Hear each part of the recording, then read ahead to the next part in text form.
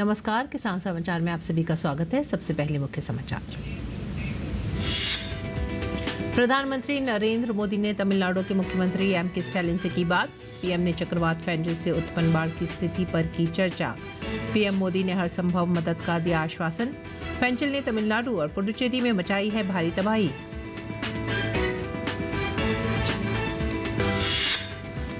केंद्रीय मंत्री भूपेंद्र यादव ने भूमि क्षरण और भूमि के बंजर होने जैसी चुनौतियों से निपटने के लिए भारत के व्यापक प्रयासों को किया रेखांकित।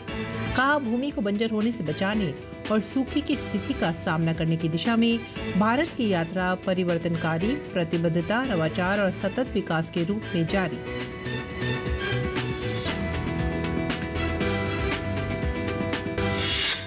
सरकार द्वारा देश के ग्रामीण क्षेत्रों में एलपीजी तक पहुंच में सुधार के बाद घरेलू एलपीजी की खपत में उल्लेखनीय सुधार।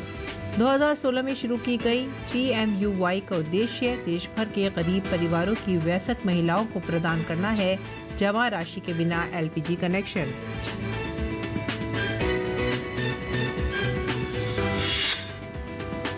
केंद्र सरकार की मदद और योगी सरकार की पहल से आगरा में खुल रहा है अंतर्राष्ट्रीय आलू केंद्र। देश का सबसे बड़ा आलू उत्पादक राज्य होने के नाते उत्तर प्रदेश के आलू किसानों को मिलेगा इस प्रोजेक्ट का सर्वाधिक लाभ। किसानों को आलू की खेती के नए तरीके सीखने का मिलेगा मौका। हिमाचल प्रदेश में रबी सीजन 2024-25 के दौरान भी लिया जा सकता है प्रधानमंत्री फसल बीमा योजना का लाभ। योजना का मुख्य उद्देश्य प्रभावित किसानों को वित्तीय सहायता उपलब्ध करवाना और उनकी आय को सुनिश्चित करना। मुख्य समाचार के बाद खबरें विस्तार से। चक्रवाती तूफान फेंजल ने तमिलनाडु और पुडुचेरी में भारी तबाही मचाई है। तमिलनाडु के तिरुवन्नामलाई में एक विशाल चट्टान के एक घर पर गिरने से 5 बच्चों सहित 7 लोगों की मौत हो गई है। 4 शव बरामद किए गए हैं और उन्हें अस्पताल भेजा गया है। राज्य सरकार ने शोक संतप्त परिवार के लिए 5 लाख रुपए की अनुग्रह राशि की घोषणा की है। पिछले 2-3 दिन से हुई मूसलाधार बारिश से कई इलाकों में बाढ़ की स्थिति है। भूस्खलन के बाद एनडीआरएफ टीम बचाव कार्यों में जुटी हुई है। वहीं फेंजल चक्रवात के बाद भारी बारिश के कारण उत्तरी तमिलनाडु के कई क्षेत्र जलमग्न हो गए हैं, जिसके कारण आज कई जिलों में बड़े पैमाने पर स्कूल बंद कर दिए गए हैं। मौसम की गंभीर स्थिति के कारण कई क्षेत्रों में बाढ़ आ गई है, जिसके कारण स्थानीय अधिकारियों को तत्काल सुरक्षात्मक उपाय करने पड़े हैं। कुडलोर, विलुपुरम और पुडुचेरी में स्कूल और कॉलेजों को दिन भर बंद रखने का निर्देश दिया गया है। इसके अलावा तिरुवन्नामलाई, सेलम, कृष्णागिरी और कल्लाकुरिची जिले में त्रिकोविलर नगरपालिका के तहत आने वाले क्षेत्रों में शैक्षणिक संस्थानों को भी कक्षाएं निलंबित करने का आदेश दिया गया है। तिरुवन्नामलाई में भूस्खलन के कारण 7 लोगों की मौत हुई है। प्रधानमंत्री नरेंद्र मोदी ने तमिलनाडु के मुख्यमंत्री एम.के. स्टालिन से बात की है। भारत सरकार के सूत्रों के अनुसार पीएम ने चक्रवात फेंजल से उत्पन्न बाढ़ की स्थिति पर चर्चा की, साथ ही हर संभव मदद का आश्वासन भी दिया। और चक्रवात फेंजल का कहर केरल में भी देखने को मिल रहा है। मौसम विभाग ने कहा है कि अरब सागर की ओर बढ़ने और उत्तरी केरल और कर्नाटक से गुजरने के साथ ही इस प्रणाली के और तेज होने की उम्मीद है। मौसम विभाग ने उत्तरी केरल के 2 जिलों कन्नूर और कासरगोड में ऑरेंज अलर्ट और 8 जिलों एर्नाकुलम, इडुक्की, तिरुशुर, पलक्कड़, मलप्पुरम, कोझिकोड, वायनाड, कन्नूर और लक्षद्वीप में येलो अलर्ट जारी किया है। इसके अलावा मौसम विभाग ने अगले 5 दिन तक हल्की से मध्यम बारिश रहने की आशंका भी जताई है। मौसम विभाग के अनुसार किसी भी स्थान के लिए रेड अलर्ट का मतलब होता है कि 24 घंटे में 20 सेंटीमीटर से अधिक की अत्यधिक भारी बारिश होने की संभावना। इसी के साथ ऑरेंज अलर्ट 11 सेंटीमीटर से 20 सेंटीमीटर के बीच बहुत सारी बारिश को दर्शाता है और येलो अलर्ट 6 सेंटीमीटर से 11 सेंटीमीटर तक भारी बारिश की चेतावनी देता है। आगे बढ़ेंगे अगली खबर की तरफ। प्रधानमंत्री उज्ज्वला योजना के कार्यान्वयन और ग्रामीण क्षेत्रों में बेहतर पहुंच के कारण घरेलू एलपीजी की खपत में उल्लेखनीय सुधार हुआ है। गौरतलब है कि वित्तीय वर्ष 2023-24 में भारत में घरेलू एलपीजी उपभोक्ताओं ने सामूहिक रूप से 184.56 करोड़ रिफिल लिए, जिनमें से 39.38 करोड़ रिफिल पीएमयूवाई उपभोक्ताओं द्वारा लिए गए। अब देश में घरेलू एलपीजी खपत वित्तीय वर्ष 2015-16 में एमएमटी 17.2 से बढ़कर वित्तीय वर्ष 2023-24 में 26.2 हो गई है। पीएमयूवाई मई 2016 में शुरू की गई थी, जिसका उद्देश्य देश भर के गरीब परिवारों की वयस्क महिलाओं को जमा राशि के बिना एलपीजी कनेक्शन प्रदान करना था। पेट्रोलियम और प्राकृतिक गैस मंत्रालय में राज्य मंत्री सुरेश गोपी के द्वारा राज्यसभा में लिखित जानकारी के अनुसार 1 नवंबर 2024 तक भारत में घरेलू एलपीजी उपभोक्ताओं की कुल संख्या 32.83 करोड़ है, जिसमें प्रधानमंत्री उज्ज्वला योजना के 10.33 करोड़ लाभार्थी शामिल हैं। ये देश में घरेलू एलपीजी उपभोक्ताओं और एलपीजी के बढ़ते उपयोग में उल्लेखनीय वृद्धि को दर्शाता है। सरकार द्वारा देश के ग्रामीण क्षेत्रों में एलपीजी तक पहुंच में सुधार करने के लिए विभिन्न कदम उठाए गए हैं, जिनमें पीएमयूवाई को बढ़ावा देने के लिए अभियान चलाना, कनेक्शनों को नामांकित करना और वितरित करने के लिए मेला शिविर आयोजित करना, out of home hoardings, radio jingles, सूचना वैन आदि के माध्यम से प्रचार करना भी इसमें शामिल है। इसके अतिरिक्त अन्य पारंपरिक ईंधनों की तुलना में एलपीजी का उपयोग करने के लाभों के बारे में जागरूकता फैलाना और एलपीजी पंचायतों के माध्यम से एलपीजी का सुरक्षित उपयोग, पीएमयूवाई कनेक्शन प्राप्त करने के लिए आधार नामांकन और बैंक खाते खोलने के लिए उपभोक्ताओं और उनके परिवारों की सुविधा, एलपीजी कनेक्शन प्राप्त करने की प्रक्रिया का सरलीकरण इत्यादि भी इसमें शामिल है। पीएमयूवाई उपभोक्ताओं द्वारा घरेलू एलपीजी की लगातार बढ़ती खपत ग्रामीण परिवारों द्वारा एलपीजी की बढ़ती स्वीकार्यता का संकेत है।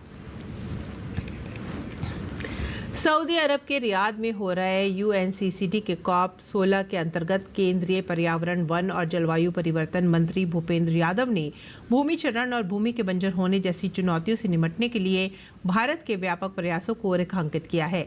उन्होंने मंत्री स्तरीय संवाद के दौरान कहा, भूमि को बंजर होने से बचाने और सूखे की स्थिति का सामना करने की दिशा में भारत की यात्रा परिवर्तनकारी प्रतिबद्धता, नवाचार और सतत विकास के रूप में चल रही है। उन्होंने कहा, प्रधानमंत्री नरेंद्र मोदी के नेतृत्व में 2030 तक 26 मिलियन हेक्टेयर बंजर भूमि को बहाल करने की दिशा में भारत प्रतिबद्ध है। आलू उत्तर प्रदेश के आलू उत्पादक क्षेत्र के किसानों के लिए खुशहाली लाएगा। दरअसल केंद्र सरकार ने बतौर पायलट प्रोजेक्ट जिन सब्जियों और फलों को समुद्र के रास्ते निर्यात करने की योजना बनाई है, उसमें आलू भी शामिल है।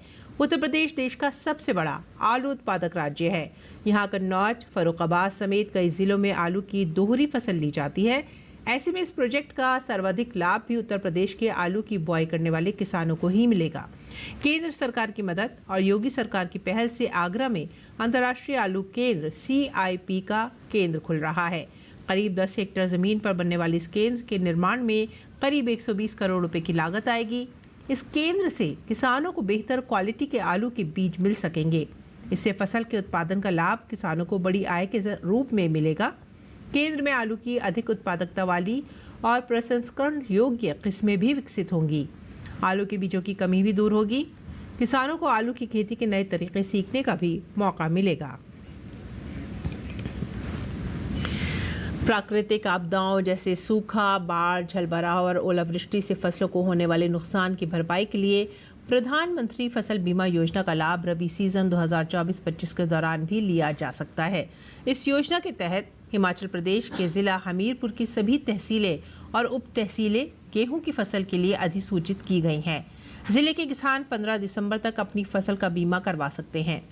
कृषि विभाग के उप निदेशक डॉक्टर शिशुपाल अन्नी ने बताया कि इस संबंध में सरकार द्वारा जारी अधिसूचना विभाग की वेबसाइट hpagriculture.com पर भी उपलब्ध है। उन्होंने कहा कि इस योजना का मुख्य उद्देश्य प्रभावित किसानों को वित्तीय सहायता उपलब्ध करवाना और उनकी आय को सुनिश्चित करना है, ताकि वे अपने कृषि कार्य को सुचारू रूप से जारी रख सकें। योजना के तहत सभी ऋणी किसानों को वित्तीय संस्थानों द्वारा बीमित किया जाएगा। यदि कोई ऋणी किसान योजना का लाभ नहीं उठाना चाहता तो वह संबंधित बैंक शाखा में अपनी घोषणा पत्र जमा करवा सकता है। ऋणी पात्र किसान अपना फोटो पहचान पत्र, आधार कार्ड और भूमि के कागजात सहित बीमा कंपनी के कार्यालय, नज़दीकी लोक मित्र केंद्र, बैंक या ऑनलाइन माध्यम से अपनी फसल का बीमा करवा सकते हैं। गेहूं की फसल का बीमा करने के लिए किसानों को प्रति हेक्टेयर 900 रुपये, 36 रुपये प्रति कनाल प्रीमियम देना होगा और बीमित राशि 60,000 रुपये प्रति हेक्टेयर होगी।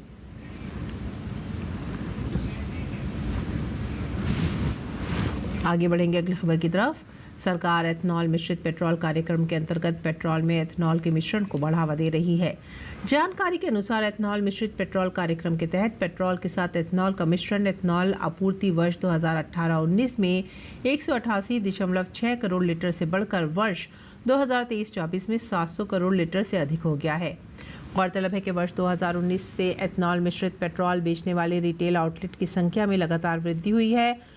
वर्ष 2019 में सार्वजनिक क्षेत्र की तेल विपणन कंपनियों के 43,168 रिटेल आउटलेट से एथनॉल मिश्रित पेट्रोल बेचा गया था, जो वर्ष 2024 में बढ़कर देश भर के सभी रिटेल आउटलेट तक पहुंच गया। और केंद्रीय वाणिज्य एवं उद्योग मंत्री पीयूष गोयल ने नई दिल्ली में भारतीय उद्योग परिसंघ भागीदारी शिखर सम्मेलन 2024 के उद्घाटन सत्र से संबोधित करते हुए कहा कि वैश्विक पर्यावरणीय क्षति के लिए ग्लोबल साउथ जिम्मेदार नहीं है, बल्कि ये नुकसान विकसित देशों के कारण हुआ है जिन्होंने कम लागत वाली ऊर्जा का लाभ उठाया। केंद्रीय मंत्री ने कहा है कि पर्यावरण और स्थिरता के प्रति प्रत्येक भागीदारी देश की साझा जिम्मेदारियां हैं। उन्होंने कहा कि सभी को मिलकर काम करना होगा, लेकिन पर्यावरण समस्या में उनके योगदान के आधार पर सभी को जिम्मेदारी दी जानी चाहिए। शिखर सम्मेलन में भागीदार देशों में इतालवी गणराज्य, इजराइल राज्य, Bhutan, Bahrain, Algeria, Nepal, Senegal, दक्षिण अफ्रीका, म्यांमार, कतर के व्यापार मंत्री और कंबोडिया साम्राज्य के वाणिज्य मंत्रालय के राज्य सचिव शामिल थे। उन्होंने कहा कि संसाधन की बर्बादी दुनिया को रहने के लिए बेहतर जगह नहीं बनने दे रही है, इसीलिए दुनिया को जीवन शैली और अर्थव्यवस्था पर विचार करना होगा। उन्होंने इस बात पर जोर देते हुए कहा कि एक अच्छी जीवन शैली के लक्ष्य को पाने की कोशिश करते हुए हमें कचरे और कार्बन फुटप्रिंट के बारे में सचेत रहना होगा। और रामपुर में चल रहे अंतर्राष्ट्रीय लवी मेले में स्वयं सहायता समूह से जुड़ी ग्रामीण महिलाओं के उत्पाद व पकवान लोगों का आकर्षण का केंद्र बने हुए हैं। विशुद्ध रूप से जैविक एवं औषधीय गुणों से भरपूर पकवानों को लोग बड़े ही चाव के साथ खा रहे हैं। चेतना नेगी और निर्मला ठाकुर ने बताया कि सरकार द्वारा स्वयं सहायता समूहों को सशक्त बनाने के लिए कई प्रयास किए जा रहे हैं।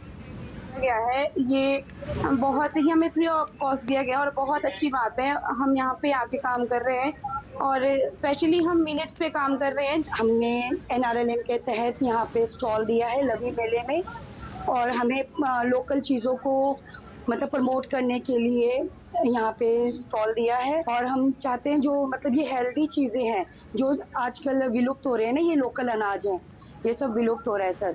हम चाहते हैं कि जो न्यू जनरेशन है इस तरफ ज़्यादा आए। रामपुर मुशियार विकास खंड द्वारा हमें लवी ग्राउंड में फ्री स्टॉल मिला हुआ है। हमारे गांव की महिलाओं को जागरूक करना चाहती हूँ कि वो ज़्यादा से ज़्यादा पुरानी ऑर्गेनिक चीज़ें तैयार करें, क्योंकि हमारे ऑर्गेनिक चीज़ों में ना दवाई छिड़काई जाती है और ना केमिकल होती है। केंद्र सरकार की नमो ड्रोन दीदी योजना के तहत हिमाचल प्रदेश की 16 स्वयं सहायता समूहों को इस वर्ष ड्रोन हासिल हुए हैं। सांसद सिकंदर कुमार के सवाल के जवाब में कृषि एवं किसान कल्याण राज्य मंत्री रामनाथ ठाकुर ने सोमवार को राज्यसभा में ये जानकारी दी। उन्होंने बताया कि ये योजना ग्रामीण महिलाओं को तकनीकी प्रशिक्षण प्रदान करने और उन्हें आत्मनिर्भर बनाने के उद्देश्य से शुरू की गई है। इसके तहत महिलाओं को ड्रोन के ऑपरेशंस और मेंटेनेंस का प्रशिक्षण दिया जा रहा है ताकि वे कृषि, स्वास्थ्य सेवा और अन्य क्षेत्रों में इसका इस्तेमाल कर सकें। रामनाथ ठाकुर ने बताया कि इस योजना के तहत प्रमुख उर्वरकर कंपनियों ने वर्ष 2023-24 में पहले 500 ड्रोन खरीदे हैं और चयनित स्वयं सहायता समूहों को वितरित किए हैं, जिनमें हिमाचल प्रदेश राज्य के स्वयं सहायता समूहों को उपलब्ध कराए गए 4 ड्रोन भी शामिल हैं। उन्होंने बताया कि वित्तीय वर्ष 2024-25 के दौरान पहले चरण में 3090 महिला स्वयं सहायता समूह को ड्रोन वितरित करने का लक्ष्य रखा गया है, जिनमें से 16 स्वयं सहायता समूह हिमाचल प्रदेश से हैं। रामनाथ ठाकुर ने यह भी कहा कि सरकार ने वर्ष 2023-24 से 2025-26 की अवधि के लिए 1261 करोड़ रुपए के परिव्यय के साथ महिला स्वयं सहायता समूहों को ड्रोन प्रदान करने हेतु केंद्रीय क्षेत्रक योजना के रूप में नमो ड्रोन दीदी को मंजूरी दी है। इस योजना का उद्देश्य किसानों को तरल उर्वरकों और कीटनाशकों के छिड़काव हेतु किराए पर सेवाएं प्रदान करने के लिए 15,000 चयनित महिला स्वयं सहायता समूहों को ड्रोन प्रदान करना है। पैकेज ड्रिंकिंग मिनरल वाटर हो सकता है आपकी सेहत के लिए बेहद खतरनाक। भारतीय खाद्य सुरक्षा और मानक प्राधिकरण फसाई ने पैकेज्ड पेयजल और मिनरल वाटर को हाई रिस्क खाद्य पदार्थ श्रेणी के रूप में शामिल किया है। ये घोषणा केंद्र सरकार द्वारा पैकेज्ड और मिनरल वाटर उद्योग के लिए भारतीय मानक ब्यूरो से प्रमाणन प्राप्त करने की अनिवार्य शर्त को हटाने के बाद की गई है। फसाई द्वारा जारी किए गए नियम के मुताबिक अब सभी पैकेज्ड और मिनरल वाटर निर्माताओं को सालाना निरीक्षण का सामना करना पड़ेगा। किसी भी कंपनी को लाइसेंस या पंजीकृत करने से पहले यह निरीक्षण किया जाएगा। फसाई ने ये निर्णय इसलिए लिया है ताकि उपभोक्ताओं की सुरक्षा को मजबूत किया जा सके और पैकेज्ड पेयजल उद्योग में गुणवत्ता नियंत्रण को बनाए रखा जा सके। दिल्ली एनसीआर में वायु प्रदूषण के मामले में सुप्रीम कोर्ट में सुनवाई हुई। सुप्रीम कोर्ट ने कहा है कि दिल्ली एनसीआर में ग्रैप 4 के तहत लगी पाबंदियां अभी जारी रहेंगी। वहीं ग्रैप 4 के तहत लगी पाबंदियों में छूट दी जाए या नहीं, इस पर कोर्ट गुरुवार को फैसला लेगा। कोर्ट ने कहा है कि गुरुवार के दिन AQI लेवल को देखने के बाद ग्रैप 4 में छूट देने के लिए कमीशन की ओर से दिए गए सुझाव पर सभी पक्षकारों की राय जानने के बाद कोर्ट उस दिन आदेश पास करेगा। वहीं सुनवाई के दौरान सुप्रीम कोर्ट ने निर्माण गतिविधियों पर रोक के चलते कंस्ट्रक्शन वर्करों को आर्थिक मदद जारी करने में हो रही दिक्कतों की शिकायत पर दिल्ली, राजस्थान, उत्तर प्रदेश, हरियाणा के चीफ सेक्रेटरी को वीडियो कॉन्फ्रेंसिंग के जरिए अगली सुनवाई में शामिल होने का निर्देश दिया। और आइए अब जानते हैं मंडी भाव।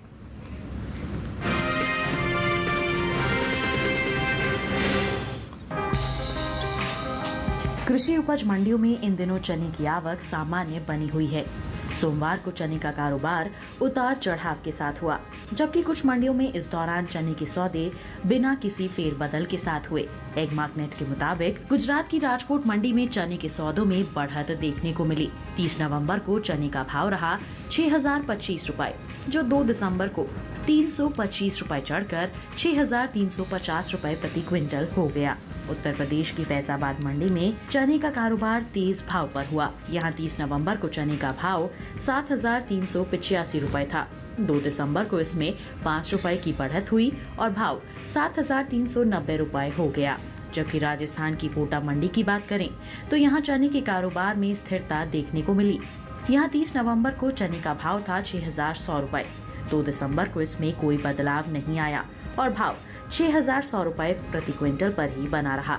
बता दें कि कृषि एवं किसान कल्याण मंत्रालय की ओर से साल 2023-24 के लिए अंतिम अग्रिम अनुमान को जारी किया गया है, जिसके मुताबिक घरेलू स्तर पर रबी चने की पैदावार 110,39,000 टन होने का अनुमान जताया गया है। जबकि बीते साल इस दौरान रबी चने की उपज 122,67,000 टन रही थी। यानी इस साल रबी चने की पैदावार में 12,28,000 टन की कमी देखने को मिल सकती है, जिसका असर चने के बाजार भाव पर पड़ सकता है।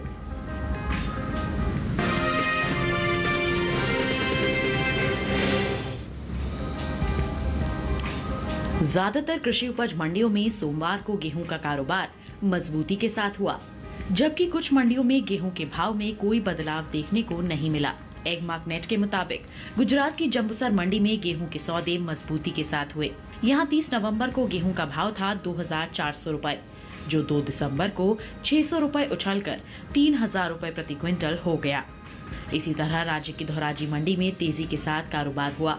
यहां 30 नवंबर को गेहूं का भाव रहा 2805 रुपए, जो 2 दिसंबर को 155 रुपए चढ़कर 2960 रुपए हो गया। उत्तर प्रदेश की आजमगढ़ मंडी में भी बढ़त का रुख रहा। 30 नवंबर को गेहूं का भाव था 2750 रुपए, जो 2 दिसंबर को 25 रुपए मजबूत होकर भाव 2775 रुपए हो गया। जबकि उत्तर प्रदेश की ही बदायूं मंडी में गेहूं की खरीद स्थिरता के साथ हुई।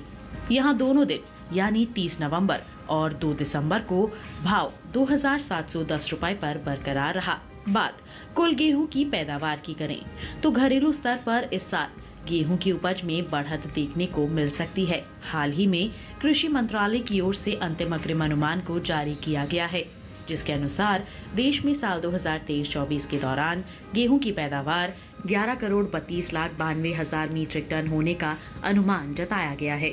बीते साल इस दौरान देश में गेहूं की पैदावार 11,05,54,000 टन रही थी।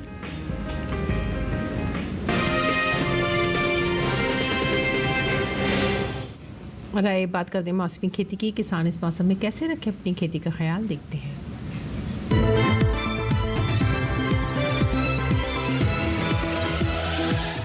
नमस्कार, आप देख रहे हैं डीडी किसान। मैं हूं AI कृष और आज हम उत्तराखंड और उत्तर प्रदेश के विभिन्न इलाकों में होने वाली खेती किसानी से संबंधित सलाहों के बारे में पूरी जानकारी देंगे। उत्तराखंड के किसान आलू की फसल की समय पर सिंचाई करें। यहाँ आलू की फसल को इल्लियों के प्रकोप से बचाने के लिए नीम के तेल का छिड़काव कर लें। नैनीताल में इस समय गेहूं की बुवाई की जा सकती है। नैनीताल के किसान राजमा की पक्की फसलों की तुड़ाई कर लें। नैनीताल में ही इस समय मूली, शलगम और गाजर की बुवाई की जा सकती है।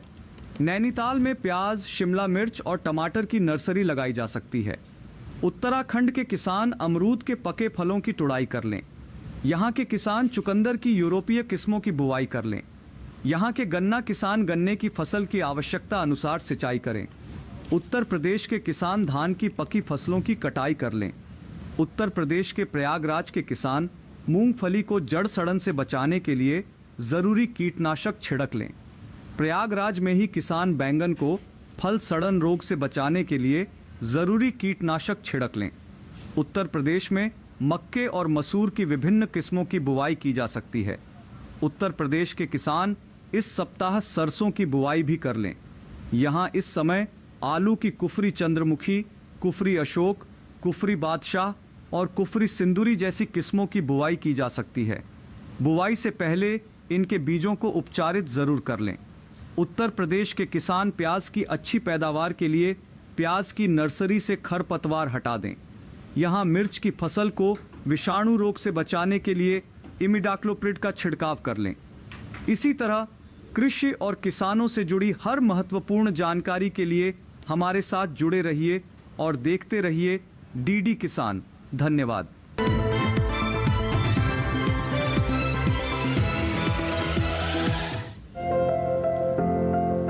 ये समय बैंगन की बुआई के लिए अनुकूल है। बैंगन की बुआई करने से पहले खेतों को अच्छी तरह तैयार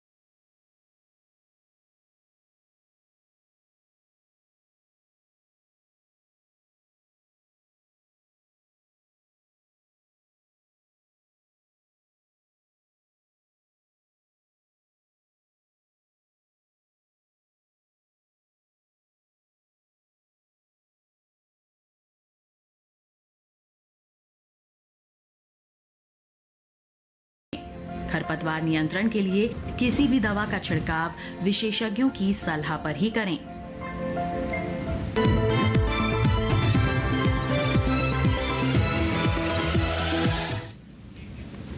और आइए अब जानते हैं कुछ और खबरें। खास खबर में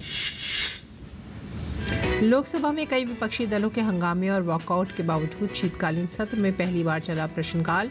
राज्यसभा में हुई लोकहित के मुद्दों पर चर्चा। लोकसभा में प्रश्नकाल के दौरान विभिन्न मंत्रालयों से सांसदों ने कई अहम प्रश्न पूछे। वहीं राज्यसभा में सांसदों ने लोकहित से जुड़े मुद्दे उठाए। दोनों ही सदनों में कई अहम विषयों पर सार्थक चर्चा हुई। केंद्रीय मंत्री किरेन रिजिजू ने संसद अवरोध पर कहा कि बहुमत होने के कारण सरकार बिल पारित करा सकती है, लेकिन ये तरीका सही नहीं है, इसलिए हम संसद में चर्चा चाहते हैं। विपक्ष को समझना चाहिए कि संसद अवरुद्ध होने से देश का भारी नुकसान होता है। अडानी मामले में लेकर संसद परिसर में विपक्ष के विरोध प्रदर्शन पर भाजपा सांसद अरुण गोविल ने कहा है कि सदन का समय खराब नहीं होना चाहिए, ये बहुत जरूरी है। राष्ट्रपति द्रौपदी मुर्मू ने अंतर्राष्ट्रीय दिव्यांगजन दिवस 2024 के अवसर पर आज नई दिल्ली में 33 अनुकरणीय व्यक्तियों और संस्थानों को दिव्यांगजनों के सशक्तिकरण के लिए राष्ट्रीय पुरस्कार प्रदान किए। इस अवसर पर राष्ट्रपति ने दिव्यांगजनों के जीवन को समृद्ध बनाने के उद्देश्य से सरकार की 16 परिवर्तनकारी पहलों का अनावरण भी किया। केंद्रीय महिला एवं बाल विकास मंत्री अन्नपूर्णा देवी ने मंत्रालय में आयोजित प्रेस वार्ता में कहा कि प्रधानमंत्री नरेंद्र मोदी के नेतृत्व ने महिलाओं को सशक्त और सुरक्षित बनाया है। उत्तर प्रदेश की एक अदालत ने बदायूं जिले में शाही मस्जिद मामले में याचिका स्वीकार कर ली है। केरल के अल्पुजा जिले में सड़क दुर्घटना में 5 मेडिकल छात्रों की मौत हो गई है। कायमकुला जा रही KSRTC की फास्ट पैसेंजर बस अल्पुजा की ओर जा रही छात्रों की कार से टकरा गई। भारतीय नौसेना दिवस 2024 की तैयारी जोरों पर है। 4 दिसंबर को ओडिशा के पुरी में भारतीय नौसेना दिवस आयोजित किया जाएगा। इसी के साथ ही आप हमारी पूरी टीम को दीजिए आज्ञा। नमस्कार।